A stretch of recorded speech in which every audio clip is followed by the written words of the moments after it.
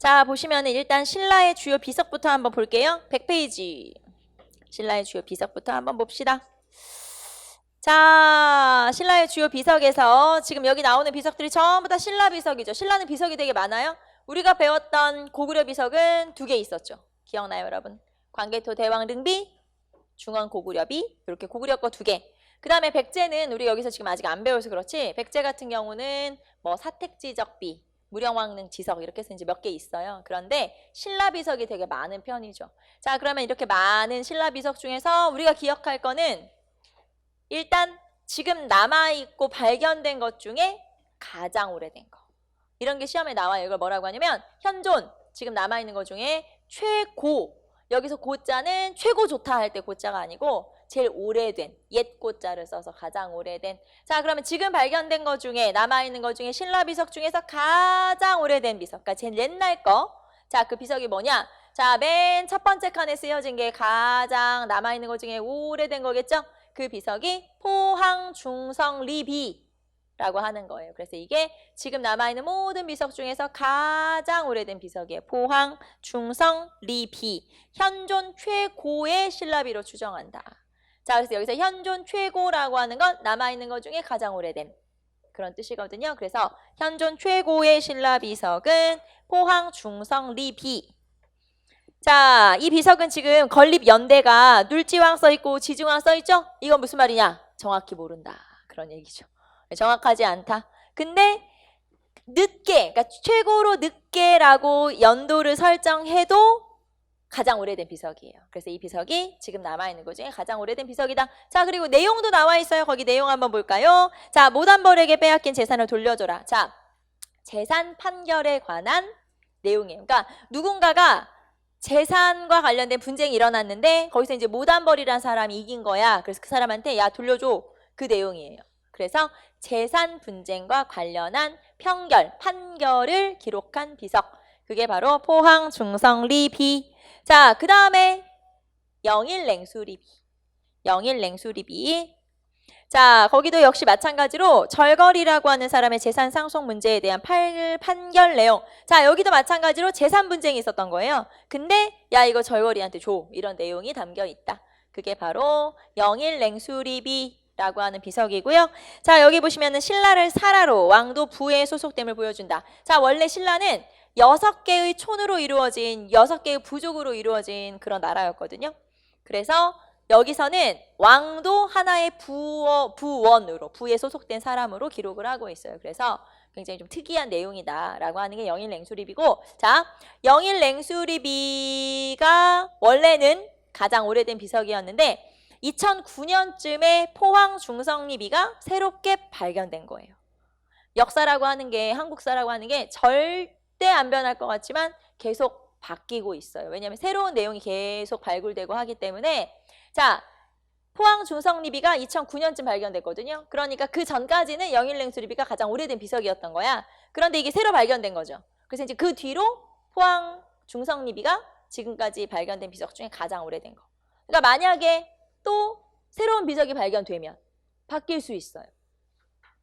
그렇기 때문에 여러분이 이제 막 기출문제 같은 거 막 풀어보잖아요. 공무원 준비하는 친구들이. 근데 기출문제 같은 거 풀어볼 때 너무 옛날 문제 같은 건 풀면 안 된다. 왜냐면 답이 틀릴 수가 있어요. 이것도 2009년 그 전에 나온 문제는 답이 틀렸겠죠, 당연히. 그래서 예전 문제 중에서 답이 영일냉수리비로 나와 있는 그런 문제도 있거든요. 옛날 기출문제. 그래서 기출문제 같은 경우는 사실 이제 기출문제가 좋은 문제이긴 한데 기출문제 중에서도 막 너무 오래된 문제보다는 한 3년에서 5년 사이의 문제가 가장 좋은 문제예요. 왜냐면 이 시험도 유형이란 게 있잖아요. 케이스가 있잖아. 이게 변하거든요. 그렇기 때문에 막 10년 전 문제 막 이런 거는 답이 틀릴 수도 있고 아까 말했던 것처럼 답이 틀릴 수도 있고 너무 오래된 문제는 유형이 달라요. 지금하고. 그렇기 때문에 가장 최대로 여러분이 만약에 뭐 기출문제 같은 걸 풀어본다 하면 3년 안이 제일 좋고 그 다음에 5년 그리고 뭐 아주 그냥 좀 많이 더 풀어보겠다라고 하면 7년 그 이상은 가면 안 돼요. 그러니까 최대한 5년 정도까지의 문제가 좀 좋은 편. 그리고 맥시멈 최대로 봤을 때 7년까지가 그래도 하지만 그 이상 문제는 풀면 안 된다. 그러면 이제 올해가 2018년이니 2008년이란다. 2018년이니까 10년 전 아니고 2018년이니까 최대 문제를 풀면 한 몇 년 정도 문제가 좋냐면 그래도 2011년? 2010년? 근데 그것도 너무 많아요. 그래서 거의 한 5개년 정도 문제가 만약에 여러분이 풀어본다면 좋은 문제죠. 막 인터넷 찾아보면은 막 17개년 문제, 막 10 몇 년 문제 막 이런 것도 있거든요. 그럼 쓰잘데기 없다. 알겠죠? 또 이런 문제집 만들어서 파는 사람도 있으니까 좋다. 3년 전 문제, 5년 전 문제까지가 좋다. 비판하지 않고 그냥 설명만 하는 걸로. 자, 어쨌든 그렇다는 거. 자, 그래서 너무 옛날 문제는 풀지 말아라 라고 하는 거죠. 유형이 달라질 수 있으니까. 자, 그 다음에 이 비석 중에서 중요한 비석 하나 더 체크할게요. 울진 몽평비. 자, 울진 몽평비 하나 체크할까요? 울진 몽평 신라비. 자, 이 비석은 어느 왕 때 만들어졌는지 체크 한번 해볼게요. 어느 왕 때? 버풍왕 때. 버풍왕 때 만들어진 비석이죠. 자, 그리고 신라의 율령 반포를 입증하고 있다. 자, 율령을 반포한 왕이 버풍왕이에요. 그러니까 그때 이 법, 율령 이런 게 만들어졌구나라는 걸 알 수 있는 내용이 담겨 있는 게 바로 울진 봉평 신라비라고 하는 건데, 자, 울진 봉평 지역을 점령을 했어요. 신라에서. 그리고 나서 이 지역을 이제 관리를 하겠죠. 점령을 했으니까. 자, 그런데 그때 마침 그 지역에서 화재 사건이 벌어져요. 그래서 그 사건을 처리하고 그 사건에 이제 주동자들이 있을 거 아니에요. 그 사람들을 처벌하는 내용이 담겨 있어서 여기에 그런 처벌 내용 또는 법에 관련된 내용들이 담겨 있어서 이 비석이 율령 반포를 알 수 있다. 자, 그러면 거기 보시면 율령 반포 관련 있는 장형, 그 다음에 노인법 이런 내용이 담겨 있다. 자, 거기 보시면 육부. 자, 아까 우리 신라는 육부족 연맹체에서 시작됐다고 했으니까 그런 부의 명칭이라든가 그 다음에 노인법 그리고 죄인을 처벌하는 장형의 존재를 확인한다. 자, 여기서 노인법은 여기서 노자, 노인이 늙을 노자가 아니고요. 노비 노자예요. 그러니까 여기서 노인법이라는 건 누구와 관련된 문제? 노비와 관련된 문제다. 알겠죠? 노인법이 늙은 나이 많은 노인들 아니고 노비 노자니까 노비를 처벌하고 처리하는 문제 뭐 그런 내용이 담겨 있는 거고요. 그 다음에 장형은 여러분 그 형벌 중에서 때리는 형벌 뭐라 그래요? 곤장 알죠 여러분? 네, 그런 형벌에 관련된 내용이 담겨 있어요. 그래서 그런 처벌이라든가 형벌이라든가 이런 내용이 담겨 있으니까 율령반포구나 라는 걸 알 수 있는 비석이 바로 울진 몽평비. 자, 일단 버풍왕 때 만들어진 비석이라는 거 알아두시고요. 그래서 시험에 잘 나오는 비석이 울진 몽평비. 자, 그 다음에 나머지 비석들 볼까요? 자, 특히 진흥왕의 비석들이 되게 중요하죠. 우리 앞에서 진흥왕의 비석들을 순서대로 한번 했네. 자, 단양적성비, 북한산비, 창령비, 그 다음에 황초령비, 마운령비. 그래서 단, 북, 창, 황, 마황 우리 이렇게 외우면 된다. 그래서 이 순서대로 한번 알아두시고, 자, 단양적성비는 한강 상류, 북한산비 한강 하류 이런 식으로 우리 어디를 점령하고 세웠는지 체크했죠? 그렇게. 자, 그리고 그 중에서 진흥왕 순수비라고 불리는 비석은 또 4개는 순수비라고 한다. 그쵸? 그것도 한번 체크했어요. 자, 그래서 진흥왕의 비석들 한번 체크했고요. 자, 그래서 이 중에서는 포항 중성리비가 가장 오래된 거니까 체크. 그 다음에 울진봉평주가 시험에 잘 나온다. 그러니까 체크. 그리고 진흥왕 비석은 당연히 알아야 되죠. 그래서 이런 비석들 체크 한번 해봤고요.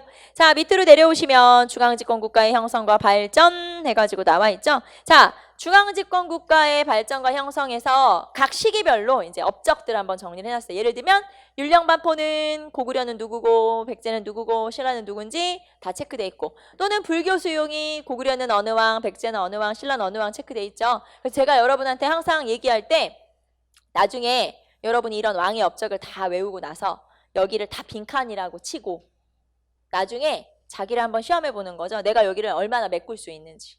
그래서 이거를 다 메꿀 수 있으면 뭐 공부 다 한 거지. 그래서 여기를 한번 나중에 빈칸으로 만들어 놓고 한번 메꿔봐라. 그러면 내가 어느 정도 정리를 하고 있는지를 알 수 있을 것이다. 자, 그래서 중앙집권국가의 형성과 발전 체크 한번 해봤고요.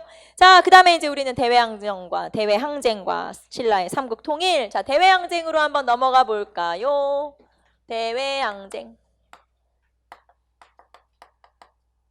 자, 대외항쟁에서는 고구려와 수와의 전쟁, 고구려와 당과의 전쟁.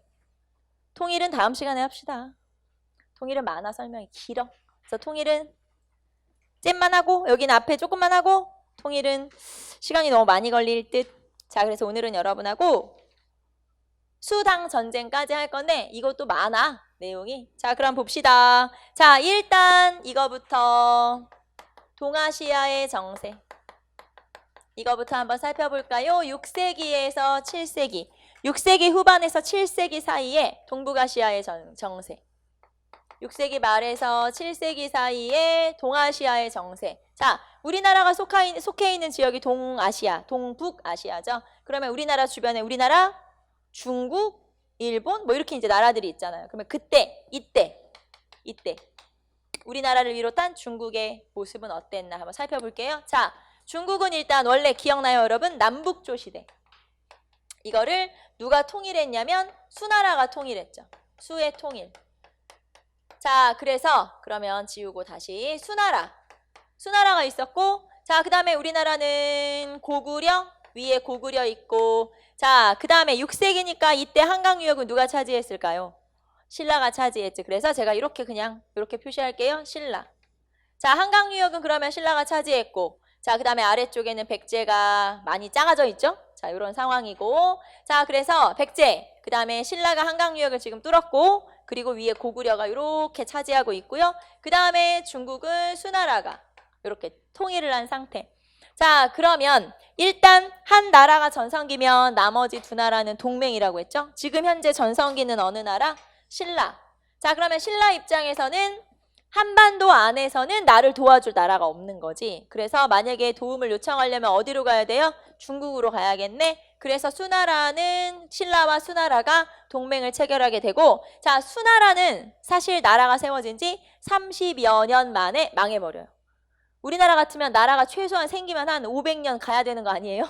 우리나라 막 고려, 조선 막 나라라는 건 자고로 한 500년 가져야 아, 나라구나. 그런데 중국은 금방 망해요.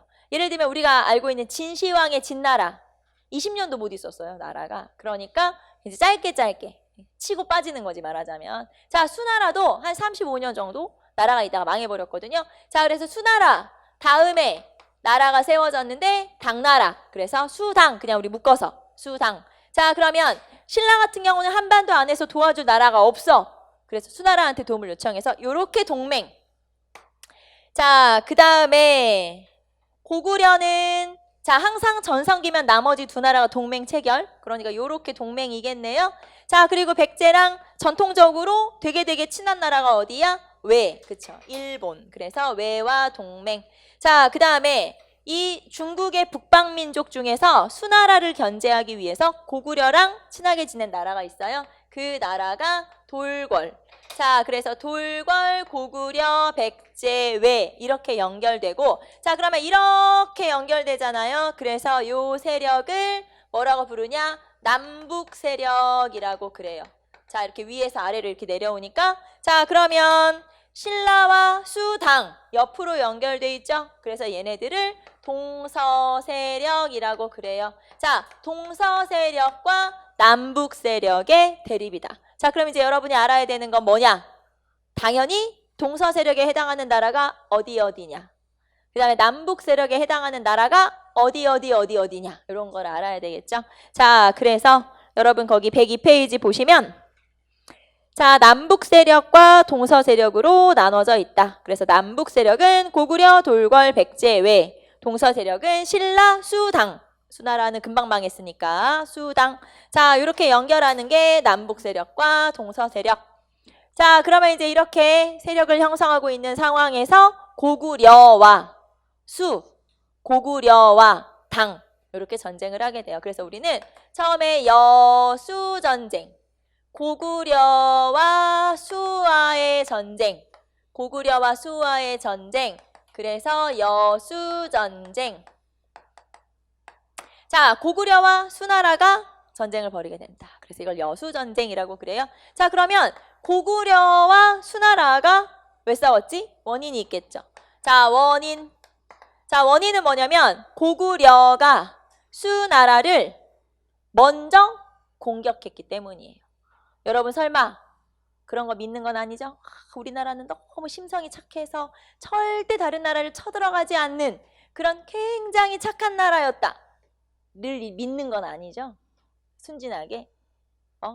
아니고 우리나라도 공격할 때도 있고. 당연히 그런 거 아니야. 어떻게 나라가 맨날 공격만 당하냐. 바보냐? 그럼 바보지?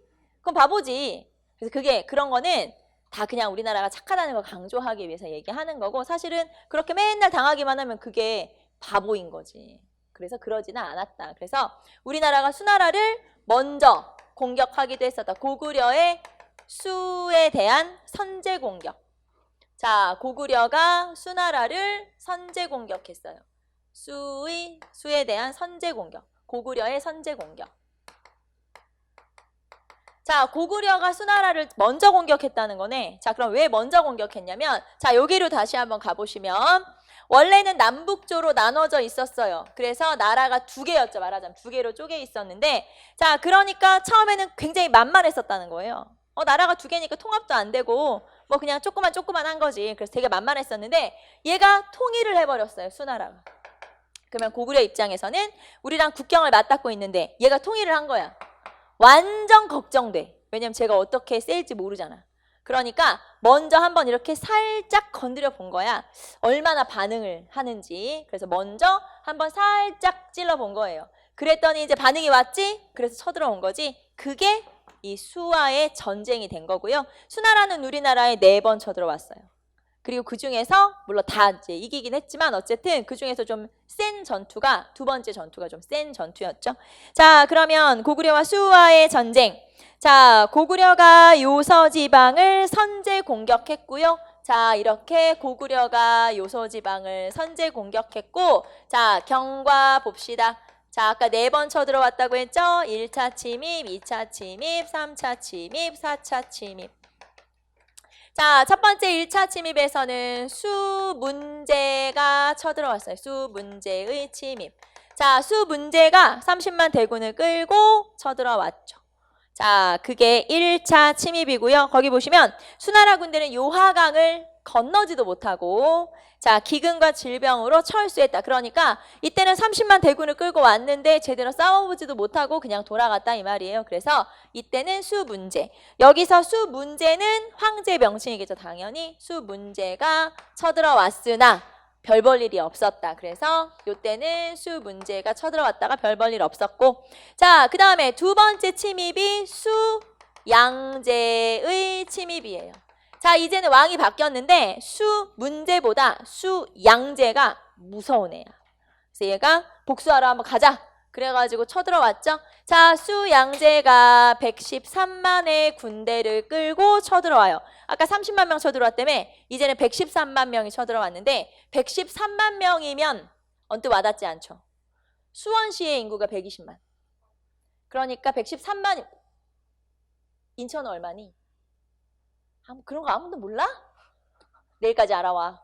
아니, 다음 주까지 알아와. 나 궁금하니까. 알겠죠? 인천이 몇 명인지 모르겠네. 인천도 한 100만 넘을 거 아니에요. 당연히. 150만? 200만? 잘 모르겠네. 아무튼 수원시의 인구쯤 되는 거예요. 113만이면 대충 설명하면. 자, 그래서 이렇게 엄청난 수의 군대를 끌고 쳐들어와서 모이는 데만 몇백 명, 몇 년 걸릴까? 모이는 데만 몇 달 걸렸고, 수나라에서. 그 다음에 오는 데도 한참 걸리고. 자, 그러니까 이렇게 많은 군대를 이끌고 쳐들어왔을 때 수양제의 전술은 뭐냐? 빨리 전쟁을 끝내고 돌아가는 거죠.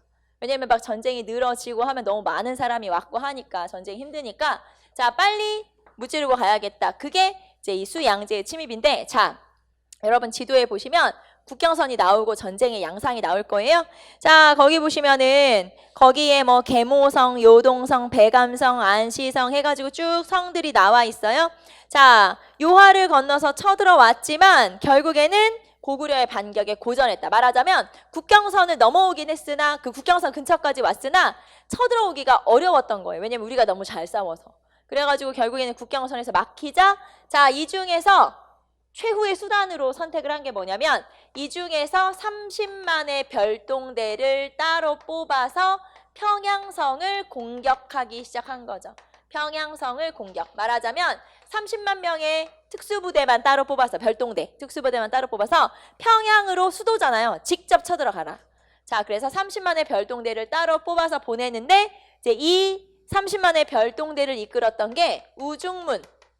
우중문이라고 하는 수나라 장군이고 이 장군에 맞서 싸웠던 게 을지문덕. 자, 을지문덕이 우중문과 계속 싸움을 하는데 계속 전쟁에 졌어요. 그래가지고 우중문의 군대가 계속 자 평양이면 이제 내륙으로 들어와야 되죠. 내륙으로 들어왔죠. 그러다가 어느 날 자 이제 이렇게 밤에 말하기 이제 쉬고 있었겠죠. 자 을지문덕이 우중문한테 편지를 한 통 보낸 거예요. 그 편지의 내용이 여러분 103페이지에 나와 있는 그 편지예요. 자 편지에 뭐라고 써있냐면 신묘한 계책은 하늘의 이치를 궁구했고 기묘한 계획은 땅의 이치를 통달했구나. 전쟁에 이겨 이미 공이 높으니 족한 줄을 알면 그만두리 어떠하리. 무슨 말이에요? 자 이게 신묘한 계책과 오묘한 계략에 네가 걸려든 거야. 적당히 싸워서 이겼으면 이제 그만 돌아가라. 그런 뜻이거든요. 무슨 말이냐면 원래 이렇게 내륙으로 들어가서 공격을 할 때는 퇴로 그러니까 자기들이 빠져나갈 길을 마련해놓고 내륙으로 들어와야 되는 거예요. 왜냐하면 만약에 퇴로가 막히면 전멸하는 수가 있거든요. 다 포위당해버려가지고. 자 그런데 우중문이 계속 전쟁에 이기는 거예요. 기분이 너무 좋아졌어. 그래서 잊어버린 거예요. 퇴로를 확보해야 돼. 그걸 잊어버리고 무조건 군대를 끌고 내륙으로 왜냐면 이기고 있으니까 기분 좋아서 내륙으로 따라 들어갔는데 알고 보니까 이게 전부 다 을지문덕의 계략이었던 거지. 자 아니나 다를까 을지문덕이 퇴로를 딱 막고 그 안에 있는 군인들을 거의 전멸시키다시피 해버렸는데 그 전투가 살수대첩인 거예요. 자, 살수는 지금의 청천강. 그 청천강에서 뚝을 막아서 이제 돌아가는 그런 수나라 군인들을 거의 전멸, 몰살시키다시피 했는데 요 전투가 살수대첩이에요. 자, 살수대첩이 아까 30만의 별동대가 쳐들어왔다고 했는데 이 중에서 살아나간 군대가 2,700명 정도. 그러면 30만 빼기 2,700명 하면 29만 7천 명. 거의 전멸하다시피 했다는 거죠. 자, 그 전투가 바로 을지문덕의 살수대첩이고 자, 이게 몇 차 침입? 2차 침입. 이게 2차 침입이에요. 자, 이제 퇴로를 이제 돌아간 말하자면 이제 거의 이제 여기서 많이 피해를 보고 돌아간 군대가 수나라 억울하잖아. 그래서 또 쳐들어오고 또 쳐들어오고. 자, 그래서 거기 보시면 3차, 4차 침입이라고 써 있죠. 자, 그래서 여기서는 613년, 14년 계속 쳐들어왔으나 다 실패. 그래서 여기서는 여러분이 요 을지문덕의 살수대첩 기억하시면 되고요. 자, 수나라는 너무 고구려 쳐들어갔는데 힘을 많이 쏟아부었기 때문에 이제 여러 가지 이유가 있었어요. 여러 가지 뭐 무리한 토목공사 뭐 여러 가지가 있었지만 결국 곧 멸망을 하게 되죠. 자, 그리고 나서 당나라가 세워지게 돼요. 자, 그게 이쪽에다 쓸까요? 여기는 지우고. 자, 그래서 살수대첩. 자, 살수대첩이 있었고 을지문덕이 있었고 자, 그 다음에 수의 멸망.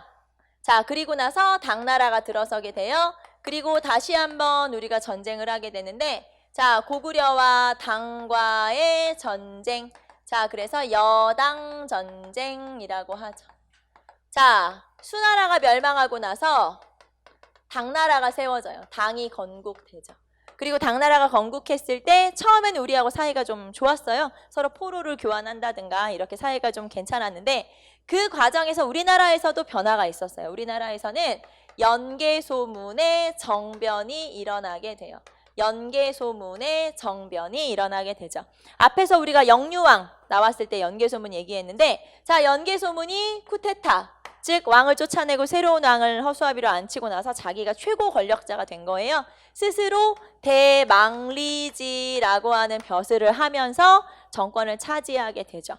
자, 그런데 이 연개소문이 정변을 일으켜서 정권을 차지하고 나서 당나라에 대해서 연개소문은 처음에는 사이가 좋았다고 했잖아요. 그런데 대당강경책을 실시하게 돼요.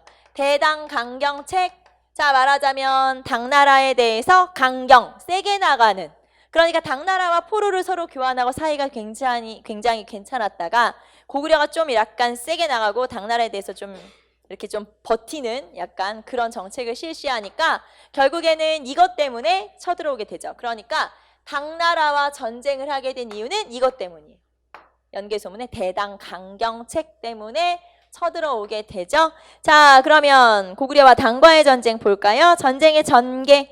자, 103페이지 밑으로 내려가시면 자, 당태종이 직접 군대를 끌고 와요.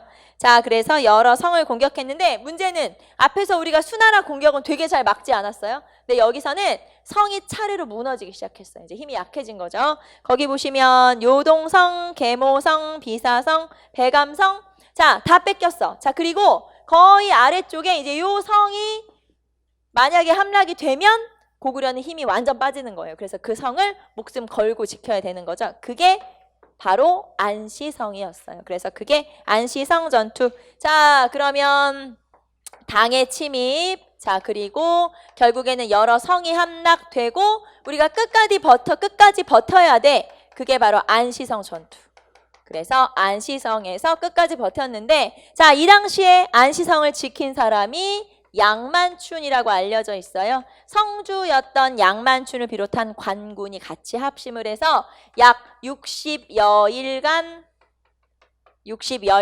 성을 지켰죠. 이 당시에 안시성에서 선택한 전술은 자, 청야전술이라고 해서 이걸 뭐라고 하냐면, 자, 고구려 같은 경우는 평지에 성이 있고 그 다음에 평지에 마을이 있고 산성이 있어요. 그래서 평지의 마을을 다 없애버리고 다 불태워버리고 주민들이랑 같이 산성으로 들어가서 버티는 거예요.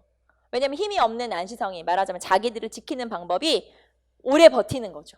그래가지고 당나라 군대가 와서 옆에다가 토성을 쌓고 계속 공격을 하고 했어도 한 60여일간 끝까지 버틴 끝에 결국에 당나라 군대가 포기하고 돌아가게 됐어요. 그게 안시성 싸움이고, 자, 이 안시성 전투에서 끝까지 성을 지킨 성주를 우리는 양만춘이라고 알고 있죠. 자, 거기 보시면 안시성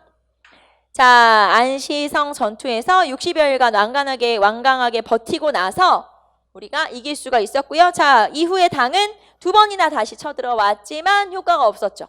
그래서 결국에는 여당 전쟁 그리고 여수 전쟁 이렇게 2차례 큰 전쟁에서 이길 수 있었고, 자, 그러면 여수 여당 전쟁의 의의 한번 보세요. 첫 번째, 민족의 방파제 역할. 자, 민족의 방파제 역할이라는 게, 자, 방파제가 뭐냐면 파도를 막는 제방. 그러니까 만약에 고구려가 무너졌으면 나머지 백제나 신라도 위험했겠죠.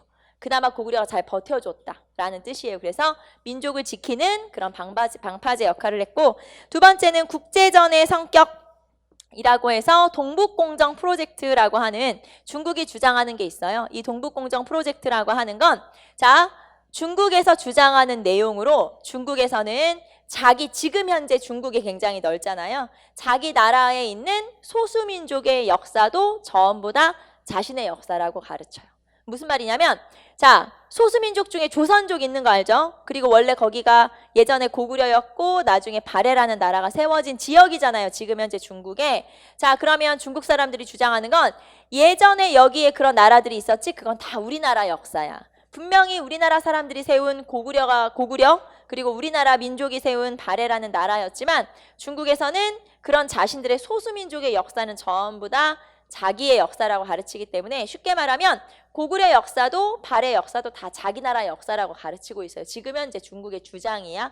자, 그러면 중국에서는 고구려와 수나라, 그러니까 중앙정부인 수나라와 지방의 조그만 소수민족의 국가인 고구려, 지방 정부가 싸운 거라서 이거는 나라와 나라 사이의 전투가 아니고 나라 안에서 싸운 거다. 이렇게 주장을 하고 있다는 거죠. 이거는 중국이 자기 나라 안에 있는 여러 소수민족들이 독립을 요구하지 못하도록 만드는 그런 정책이거든요. 그래서 어쨌든 이거는 분명히 나라와 나라가 싸운 거다. 이거를 국제전이라고 볼 수 있죠. 뭐 당연한 거 아니에요. 당연히 국제전이고, 그래서 한동안 2007, 2008년 그때쯤 2007년, 2008년 이때쯤 이 동북공정 프로젝트가 확 이슈가 된 적이 있었어요.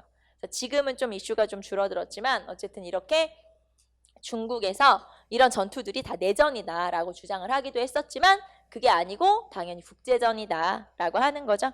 자, 어쨌든 여러분하고 안시성 전투까지, 자, 을지문덕의 살수대첩, 그 다음에 양만춘의 안시성 전투까지 정리했고요. 다음 시간에 와서 백제 멸망, 삼국통일로 넘어가도록 할게요. 자, 수고하셨습니다.